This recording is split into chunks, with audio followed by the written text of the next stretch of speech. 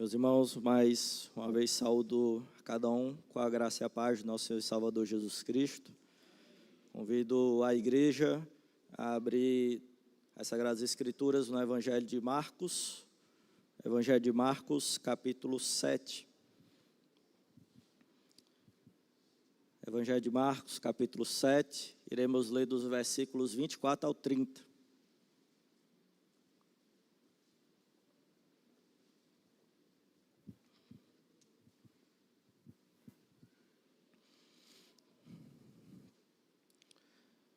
Evangelho de Marcos, capítulo 7, versículos 24 ao 30.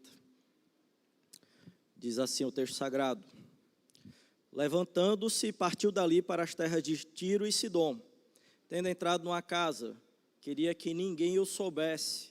No entanto, não pôde ocultar-se, porque uma mulher cuja filhinha estava possessa de espírito imundo, tendo ouvido a respeito dele, veio e prostrou-se-lhe aos pés. Esta mulher era grega, de origem cirofenícia, e rogava-lhe que expelisse da sua filha o demônio. Mas Jesus lhe disse: Deixa primeiro que se fartem os filhos, porque não é bom tomar o pão dos filhos e lançá-lo aos cachorrinhos. Ela, porém, lhe respondeu: Sim, Senhor, mas os cachorrinhos debaixo da mesa comem das migalhas das crianças. Então lhe disse: Por causa desta palavra podes ir, o demônio já saiu de tua filha. Voltando ela para casa, achou a menina sobre a cama, pois o demônio a deixara. Você já parou para pensar em que direção você tem ido? Em meio ao turbilhão de direções que a vida moderna aponta, com tantas escolhas, com tantos caminhos a seguir, fica difícil não nos sentirmos perdidos de vez em quando. Às vezes parece que estamos em uma corrida sem fim para encontrar algo que faça sentido para nós, algo que mostre o caminho certo, seja no trabalho, seja em nossos ambientes sociais, seja na faculdade, nos nossos relacionamentos. Nós procuramos entender o nosso propósito. Somos constantemente desafiados a escolher que direção nós vamos seguir. Mas em meio a tantas possibilidades, surge uma dúvida, surge uma pergunta essencial. E a pergunta é: estamos indo na direção certa? Jesus, ele nos convida a seguir um caminho, a seguir uma direção, um caminho talvez diferente dos caminhos que nós temos tendência de escolher, um caminho para a verdadeira liberdade, um caminho para a verdadeira transformação, um caminho para a vida eterna. Jesus é a única direção que pode nos guiar para algo mais profundo e duradouro do que qualquer caminho, do que qualquer direção que escolhemos nesse plano. E pode ser um caminho, uma direção que nos desafia, que é inesperada para muitos de nós, mas é o único caminho capaz de nos conduzir ao destino que realmente importa. É isso que nós vamos ver no Evangelho de Marcos, como já temos visto. Marcos, ele nos aponta um caminho nítido, capítulo 1, versículo 1, o Evangelho de Jesus Cristo, Filho de Deus. Marcos, ele escreve para nos mostrar que Jesus Cristo, ele é o Filho de Deus, ele é o próprio Deus encarnado, e ele é o Rei dos Reis e Senhor dos Senhores. Jesus Cristo, ele vai seguindo, evangelizando, falando as boas novas de salvação. Ele é o cumprimento das mais altas profecias que estão no Antigo Testamento, em Isaías, em outros textos sagrados.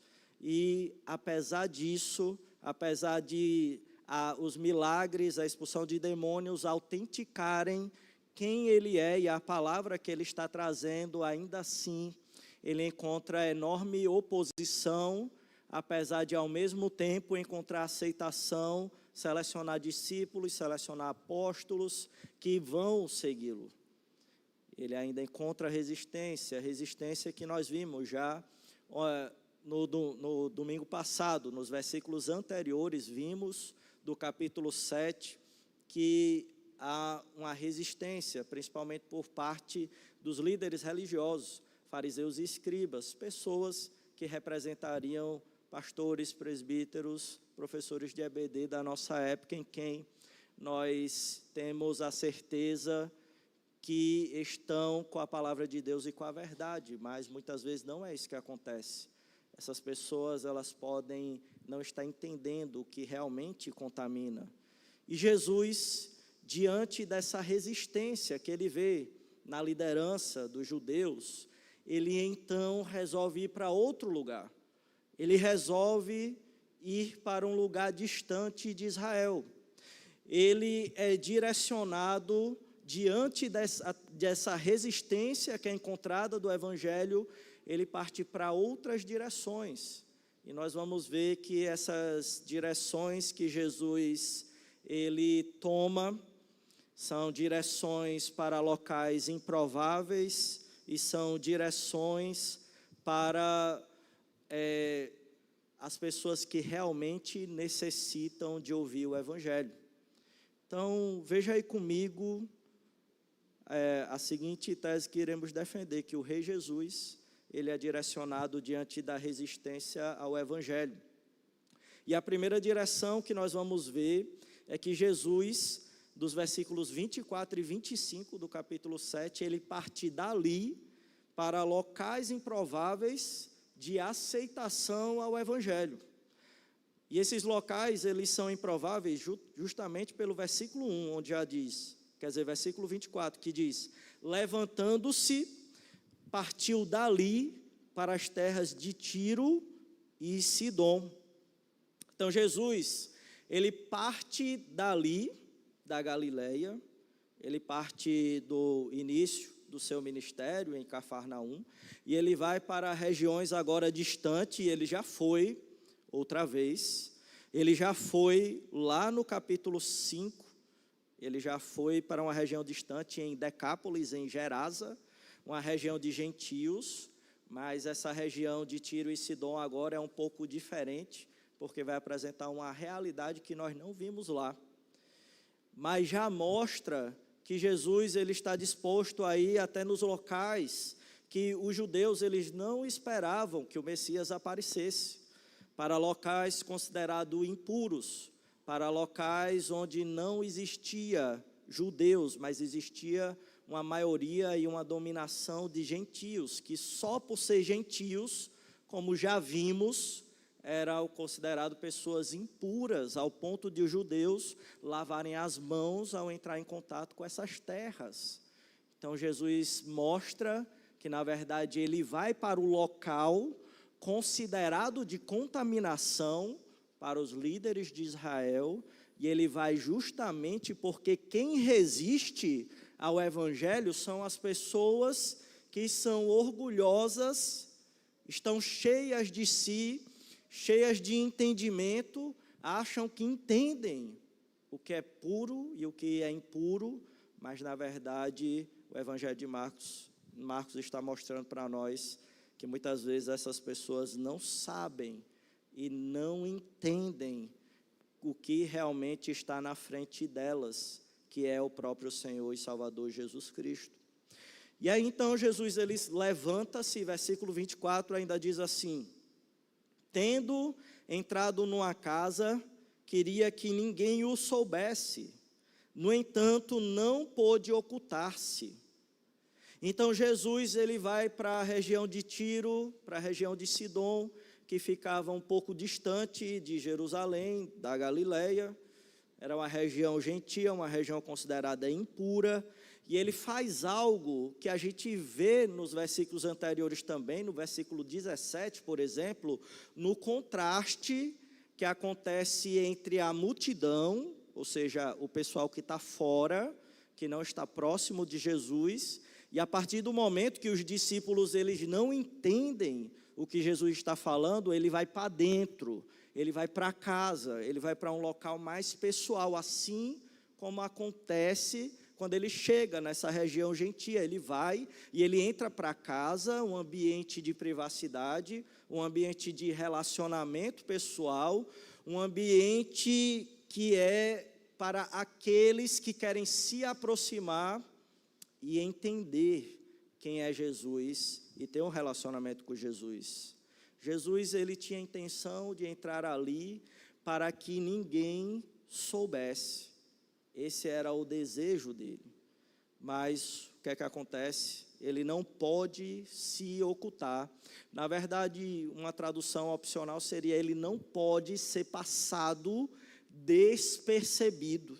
E como a gente já vê em Marcos 4, a gente vê que o evangelho, ele não pode ser contido. No capítulo 1, já vemos que o evangelho é quem? É Jesus. Jesus, ele não pode ser contido. Ele queria se conter, mas o evangelho, ele não pode ser contido. Na verdade, ele é como quando se a gente estivesse pegando uma candeia, ou seja, como se fosse uma vela hoje em dia, e a gente colocasse debaixo de uma cesta, só que o evangelho não pode ser contido. O rei, ele não pode ser colocado debaixo de uma cesta. O rei, ele não pode ser colocado no cômodo errado e não iluminar. Por mais que ele seja colocado em qualquer lugar, vai existir iluminação, vai existir influência. E o rei, ele não está separado do seu reinado. E assim acontece. O rei, onde ele está, ele é luz. E o seu reinado, onde está, também é luz. E no versículo 25, mostra que essa luz, ela chama a atenção. E ela chama a atenção de uma pessoa improvável. Versículo 25. Porque uma mulher cuja filhinha estava possessa de espírito imundo, tendo ouvido a respeito dele, veio e prostrou-se-lhe aos pés. Então, essa luz, onde ela chega, ela chama a atenção. Não adianta querer se esconder. Quem tem o Rei dos Reis e o Senhor dos Senhores, essa luz habita nessas pessoas. Essas pessoas, por mais que elas queiram se esconder, algo sobrenatural existe nelas. E esse algo sobrenatural, ela chama a atenção daqueles que estão sedentos pelo rei, pelo seu reinado. E são pessoas improváveis, em locais improváveis, que dali é que parte a atração para o evangelho, e essas pessoas, elas são atraídas para essa luz, assim como essa mulher se prostrou diante dos pés do Rei dos Reis e Senhor dos Senhores. E nós já vemos no capítulo 5, que quando Marcos ele relata o Geraseno, que ele está ali com um espírito imundo, que aqui vai existir um relato diferente, onde na verdade é uma mulher, e lembre-se, uma mulher, ela já era desprezada no próprio ambiente dos judeus, mas só que existe um outro desprezo, o local em que ela está. É improvável uma mulher se converter, uma mulher gentia, e mais improvável ainda o local onde ela está. Mas a luz onde ela está, ela chama a atenção dos improváveis, ela dá direção àquelas pessoas que querem aceitar o evangelho. Na Inglaterra, meus irmãos, isso me lembra de uma história na Inglaterra, um país distante. Em 1999, uma mulher, ela era especialista em jardinagem, uma jardineira amadora, e ela decidiu recuperar um jardim da sua bisavó. E esse jardim ficava num terreno abandonado, duro, cheio de ervas daninhas, ervas que se alimentam das raízes de outras plantas. E há mais de 40 anos não havia nenhum sinal de vida naquele jardim. todos diziam: olha, esse lugar é irrecuperável.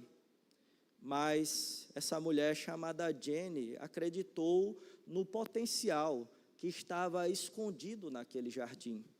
E ela foi limpando as ervas daninhas, e ela foi com paciência, tentando ali ver se aquele terreno ele era fértil. Ela encontrou, enquanto limpava, um canto com sombra. Ela encontrou um canto repleto de folhas secas. E com paciência e cuidado, ela foi regando esse solo que aparentemente era infértil. Ela foi podando, ela foi esperando, e ela viu algo extraordinário acontecer. Parece que uma semente ali de uma planta rara estava depositada naquele jardim há mais de 40 anos. E essa flor rara, considerada em extinção na região, ela brotou silenciosamente, sem que Jenny percebesse. E quando os botânicos viram aquilo, ficaram maravilhados, porque a flor, ela desabrochou, o jardim ele foi recuperado, a flor ela estava viva, ela só estava protegida sob uma terra na qual, através da superfície, não poderia ser vista. Meus irmãos, a verdade é que Deus, ele se parece com essa jardineira. Ele está se movendo, e Deus, quando se move, ele, por onde ele passa, ele faz florescer através de uma terra árida. E por onde ele passa, ele consegue alcançar qualquer tipo de coração, basta ele querer. Meus irmãos, diante dessa realidade em que Deus, ele pode fazer brotar flor onde aparentemente não existe, nós devemos primeiramente, talvez numa introspecção, glorificar o nosso Senhor, glorificar o nosso Deus, porque essa salvação chegou primeiramente num terreno que ninguém dizia que iria florescer. E eu estou falando dos nossos próprios corações, talvez até distantes demais.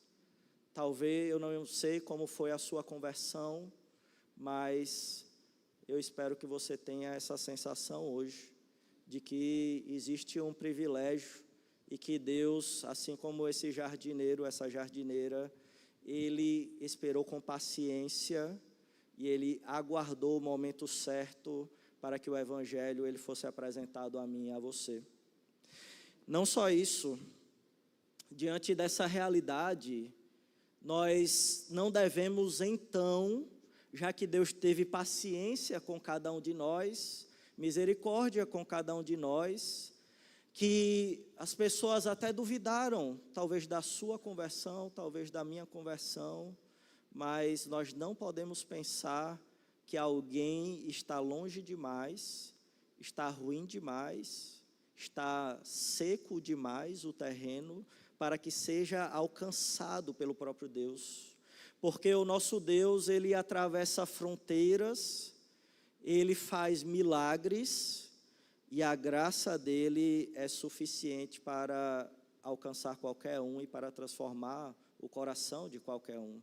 Então nós não podemos desprezar ninguém que entra nessa igreja, e não podemos desprezar ninguém em nossa família, e não entender porque aquela pessoa não aceitou ainda o evangelho. É uma pessoa improvável, assim como nós, mas Deus pode operar no momento certo a graça dele. Meus irmãos, nós temos então, como cristãos, que nos engajar nesses ambientes que são desprezados pelo mundo. Talvez na nossa própria família seja um tipo de ambiente, e nós temos que refletir a humildade de Cristo, a humildade que Cristo teve com a gente, a intenção redentora que Cristo teve com a gente, para que essas pessoas em nossas famílias, para que talvez nossos filhos que ainda não encontraram a salvação, nossa mãe, nosso pai, nosso irmão, possa encontrar a luz em nós, essa luz de Cristo, que não pode ser contida e que está em todo aquele que crê em Jesus como Salvador. Meus irmãos, nós ainda temos que valorizar também uma igreja local, que Deus, Ele, através da igreja local, é que escolheu alcançar todas as nações, e através dessa igreja local, que une pessoas improváveis, como eu, como vocês, pessoas que, pelo menos eu particularmente, nunca imaginava ser cristão, debochava dos crentes. Estou aqui hoje e é através da igreja local que Deus nos une por uma fé verdadeira ao Rei Jesus Cristo, justamente para fazer o que o nosso Senhor Ele faz, ir para regiões distantes, ir para cantos improváveis, ir para bairros improváveis, para pessoas improváveis, para que o Evangelho ele seja disseminado, para que as pessoas aceitem ao Evangelho do Senhor Jesus Cristo. Que nós possamos fazer isso, porque o Rei Jesus, ele fez assim. O Rei Jesus, diante da resistência do Evangelho, daquelas pessoas que aparentemente tinham potencial para aceitar, ele vai para outra direção. E nós vimos que a primeira direção que ele foi, é que Jesus parte dali, daquele local, para locais improváveis de aceitação ao Evangelho. Versículos 24 e 25. E a segunda direção que nós iremos ver, é que Jesus ele parte dali de onde ele estava, não só para locais, mas principalmente esses locais têm pessoas, e lá nesses locais tem pessoas que necessitam e entendem a necessidade de ouvir o Evangelho, e nós devemos ir.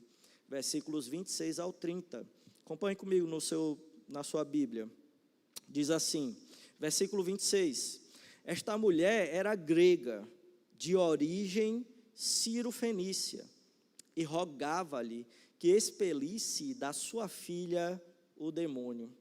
Então, como nós já vimos, ela era uma mulher, então impura uma vez, ela era gentia, impura de novo, e para completar, ela era de uma cultura pagã da época, que era conhecida como adorar outros deuses.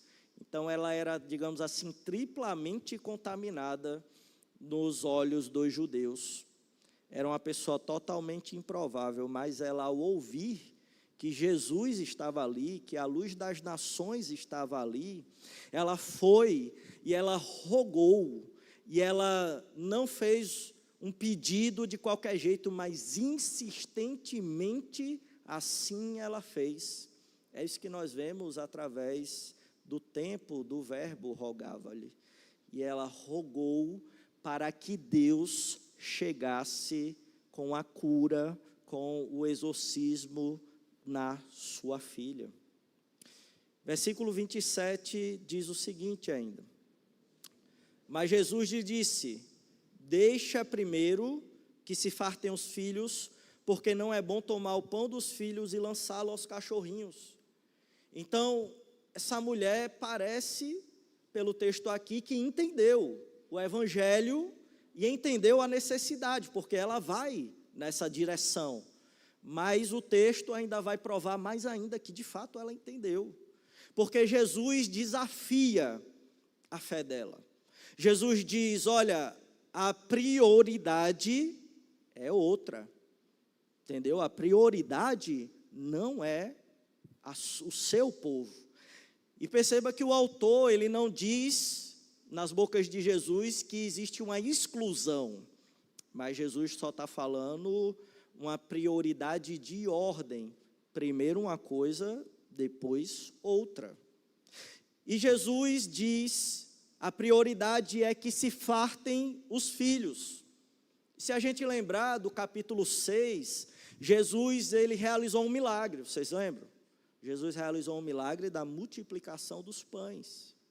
E nessa multiplicação dos pães, a gente viu que, na verdade, ali, Marcos está querendo revelar para a gente que o descanso que o pastor das almas daquela pessoa que leva todos aqueles que precisam de pastoreio a pastos verdejantes, se alimentam primeiramente do maná que vem da boca do próprio Deus. E os pães que são multiplicados, eles estão apontando, na verdade, para o pão verdadeiro, o maná que nunca irá acabar e a provisão que nunca irá acabar, que é o próprio Rei Jesus manifesta para cada pessoa. E, na verdade, a gente vê então que Marcos, ele fala no capítulo 6, que Jesus Cristo, ele farta o povo de Israel como o pastor daquele povo, lembrando o Salmo 23. Essa é a intenção de Marcos. Então, não é bom que a gente tire esse alimento que eu estou dando para essas pessoas, para os filhos, e lançá-lo aos cachorrinhos. E, meus irmãos, cachorrinhos naquela época não era como a gente vê hoje. E a gente vê cachorrinho bonito, a gente tem pet shop, e aí a gente passa, pelo menos, por exemplo, quem vai no Nordestão passa e fica lá, oh meu Deus do céu, que maravilha. E até a Alice gosta e fica olhando lá os cachorrinhos tomando banho e tal, todos bonitinhos, mas cachorrinho naquela época era bicho feio, era bicho do mato. Entendeu? Era animal que se alimentava de cadáver, não era domesticado, principalmente no contexto dos judeus.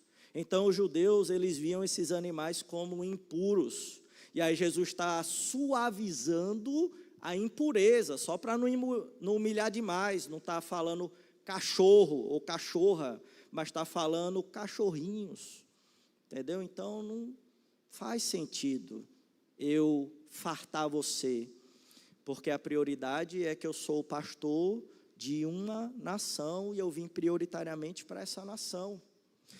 Então, o versículo 28, Marcos ele vai nos esclarecer que essa mulher de fato entendeu o evangelho, talvez de uma maneira que a gente não tenha entendido a necessidade do evangelho. E ela responde da seguinte forma, versículo 28. Sim, Senhor, mas os cachorrinhos debaixo da mesa comem da migalha das crianças. Uau! E Marcos, ele intencionalmente, ele usa uma expressão, sim, Senhor, que aparece mais uma vez em paralelo com o capítulo 5, versículos 19 e 20, quando a gente vê o relato daquele antes endemoniado Gerazeno. Ele agora, após o exorcismo e após a salvação e libertação dos seus pecados, ele então fala também, sim, Senhor. Ele reconhece a Jesus Cristo como o Senhor, como o Deus Todo-Poderoso. E ele não só reconhece Jesus como Senhor, mas ele reconhece e faz o que Jesus ordenou. Jesus diz, olha, você anuncie a compaixão, a misericórdia, agora que você recebeu. E Marcos, ele tem a intenção, então, nessa narrativa, de tornar claro agora que uma mulher entendeu tanto quanto essa pessoa, ao ponto de dizer, olha, a sua misericórdia é tão abundante, Senhor, que as gotas dela são suficientes para os cachorrinhos como eu.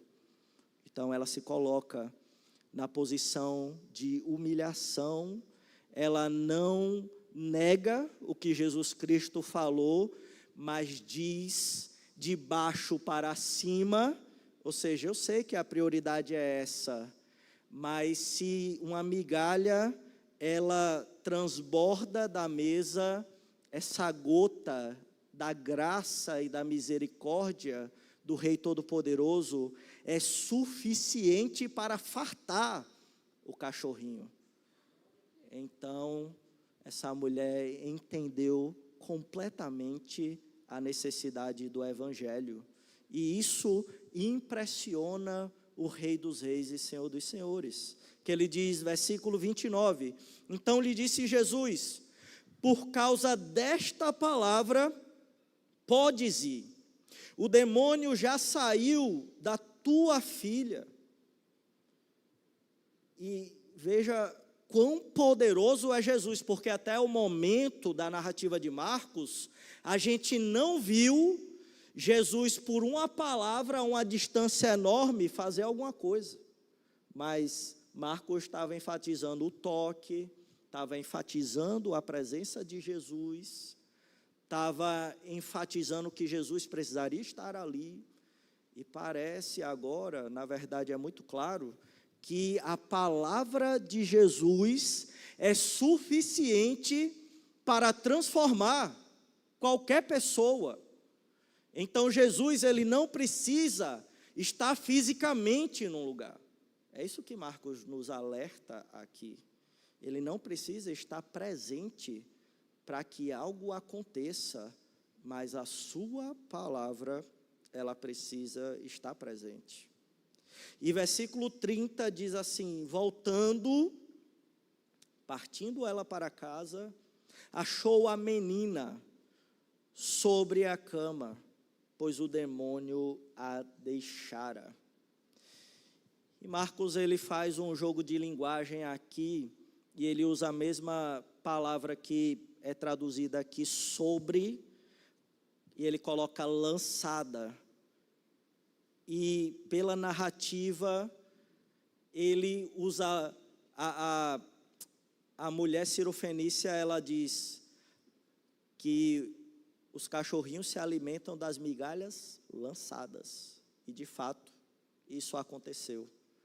Porque essa menina, ela se alimentou da palavra de Cristo, que foi lançada para ela, e de fato ela foi lançada numa posição de restauração, na cama dela, porque aquela posição, aquele status, era de cura, de libertação, porque as forças demoníacas deixaram ela, validando que a palavra de Cristo é suficiente. Essa história, ela me lembra um fato horrível que aconteceu na história da humanidade, que talvez muitos conheçam: o Holocausto. O Holocausto, para quem não sabe, foi basicamente onde aconteceu a morte de milhares de judeus num momento de guerra, por simplesmente serem judeus. A vida humana, ela foi reduzida ao mais básico para essas pessoas, a sobrevivência. Quem viveu nos campos de concentração e na morte iminente sabe o que é sobreviver. E os alemães, que foram as pessoas que fizeram isso naquele momento da história, eles distribuíam rações diárias para essas pessoas, tratando eles como cachorros de rua, doméstico. Necessidades mínimas eram supridas no mínimo possível. Então, um pedaço de pão e migalhas que eram varridos pelo chão tornaram-se preciosos para muitos desses sobreviventes, como Elie Wiesel, que ela relata que prisioneiros escondiam migalhas nos bolsos, e outros, como Levi, descreveram como se essas pequenas porções de pão fossem se tornando os gestos que eles tinham de amor um pelo outro. Um jovem compartilhando com outra pessoa as migalhas que encontravam no chão para suprir as necessidades um do outro, e essas migalhas é que sustentavam seus corpos naquele momento de grande indignidade, de grande humilhação, onde todas as coisas pareciam perdidas. Migalhas de pão reunidas gritavam: nós ainda somos humanos. E o Evangelho é justamente sobre isso, sobre pessoas que entendem a sua indignidade, sobre pessoas que não se julgam boas o suficiente, sobre pessoas que reconhecem a miséria de si mesmas, como essa mulher Cirofenícia. E essas pessoas clamam por salvação. Nós devemos reconhecer, então, meus irmãos, querido ouvinte, reconhecer a nossa condição. Nós devemos reconhecer como aquela mulher, que nós somos impuros, que nós somos pessoas indignas, que a graça de Deus é um privilégio enorme e que nós não merecemos e que nós devemos clamar por misericórdia. E misericórdia, meus irmãos, essa palavra significa compaixão do miserável. Nós somos essas pessoas a qual o Senhor Deus Todo-Poderoso teve compaixão, de miseráveis, que estavam sedentos para se alimentar dessas migalhas. Não julgue-se bom o suficiente, porque se nós nos julgarmos bons o suficiente, nós iremos fazer como os fariseus e escribas daquela época. Nós iremos desprezar as pessoas que entram em nossa igreja, devido à sua aparência, devido à sua condição de miserabilidade, enquanto nós poderíamos dizer e olhar para essas pessoas: sou eu ali, eu sou esse miserável, se Jesus Cristo não tivesse me alcançado. E através desse entendimento nós podemos alimentar a empatia um pelo outro, e entender que não somos superiores a ninguém, nem mesmo as pessoas que não são salvas, senão nós cairemos no mesmo erro que os judeus. Nós pensaremos que a salvação é um mérito nosso e não uma necessidade nossa, em que Jesus trabalhou por ela.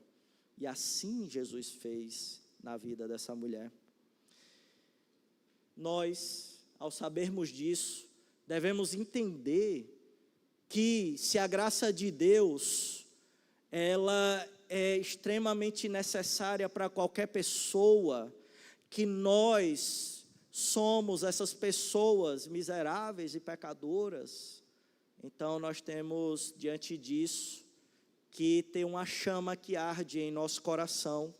E essa chama que arde em nosso coração é de exercer influência, é de nós sairmos dos contextos favoráveis que estamos e irmos para os contextos e pessoas hostis ao Evangelho, e nós não chegarmos nessas pessoas com julgamentos, nós não chegarmos dizendo o que ela precisa e o que ela não precisa, que está errado isso, que está errado aquilo, mas que nós possamos agir com paciência e misericórdia, assim como nosso Senhor e Salvador Jesus Cristo agiu conosco, porque Jesus Cristo, Ele sabia quem nós éramos, e muitas vezes nós não sabemos quem somos, e nós agimos de maneira hostil, e nós expulsamos as pessoas que se aproximam de nós, sedentas do Evangelho, porque muitas das vezes nós a desprezamos, porque nos achamos melhores do que elas. Não devemos fazer isso. Nós devemos, pelo contrário, valorizar o entendimento de que nós somos tão sedentos quanto qualquer um do Evangelho, e à medida que a gente vai compreendendo o quão necessitado nós somos, a graça de Deus ela vai ficando mais abundante, que foi o que aconteceu com essa mulher. Uma pequena migalha fazia ela enxergar uma graça que os israelitas não enxergavam, sendo fartos. Que nós não possamos cair nesse tipo de erro, meu irmão e minha irmã, que nós possamos reconhecer nossa condição e que nós possamos avançar o reino de Deus, que nós possamos reconhecer as pessoas que clamam por salvação e não desprezá-las. Palavra-chave que nos conduziu até agora em toda a pregação foi direção. A direção que Jesus tomou, a direção que Ele nos oferece, e acima de tudo, a direção que cada um de nós escolhe seguir. Jesus, Ele se afastou das multidões que não estavam dispostas a ouvi-lo, para aqueles que reconhecidamente estavam sedentos, aqueles que reconhecidamente queriam uma mudança verdadeira de vida. Ele foi para esses lugares onde estavam esses corações de aparência improvável, de aparência que mostrava contaminado, impuro.